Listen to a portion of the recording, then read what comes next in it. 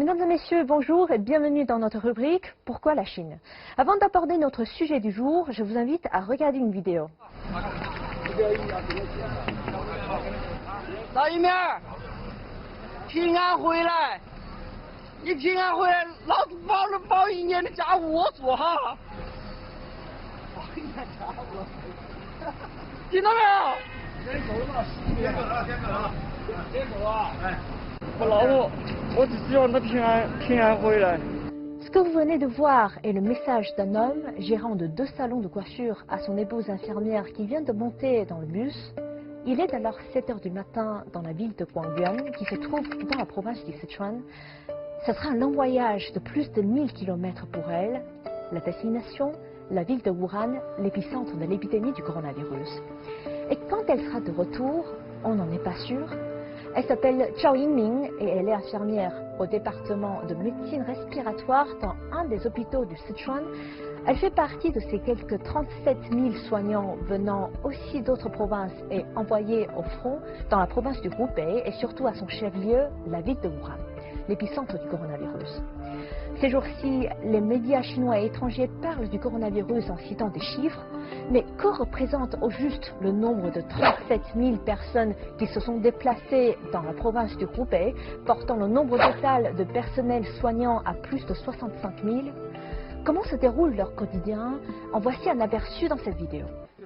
从你出门到你穿防护服，到你上完班，再排队脱防护服，再回到酒店，按原来的流程再消杀，把你的衣服都要去消杀。做完一整套的话，大概需要12个小时、13个小时，甚至14个小时。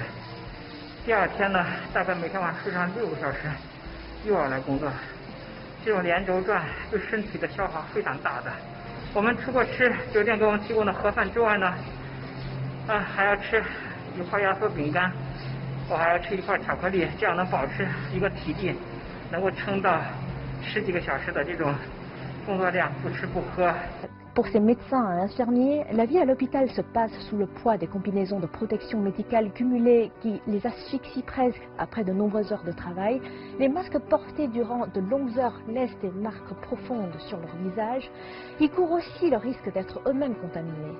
Aux dernières nouvelles, le 24 février, selon l'estimation du groupe conjoint des experts chinois et de ceux de l'Organisation mondiale de la santé, parmi les 476 institutions médicales en Chine, 3387 soignants sont susceptibles d'être contaminés par le coronavirus et parmi ceux-ci, 3062 personnes proviennent de la province du Hubei, soit plus de 90%.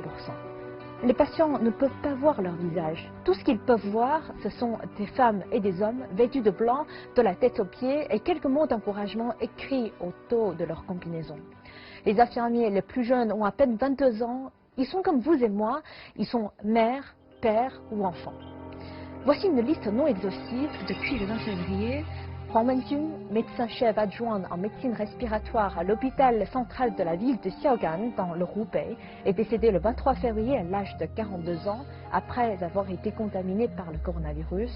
De la même façon, Xia Sisi, médecin de l'hôpital Xiehe Jiangbei à Wuhan, est décédé le 23 février à l'âge de 29 ans, laissant un enfant âgé de 2 ans orphelin de mère. Peng Yinhua, médecin de l'hôpital numéro 1 du district Jiangxia à Wuhan, est décédé aussi à l'âge de 29 ans le 20 février.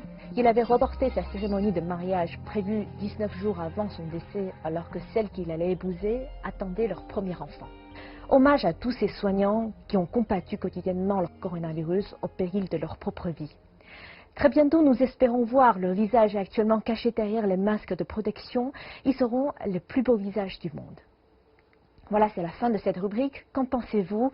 N'hésitez pas à nous laisser des commentaires et vous pouvez également me contacter via mon adresse mail affichée juste en bas de l'écran. Je vous dis à la prochaine.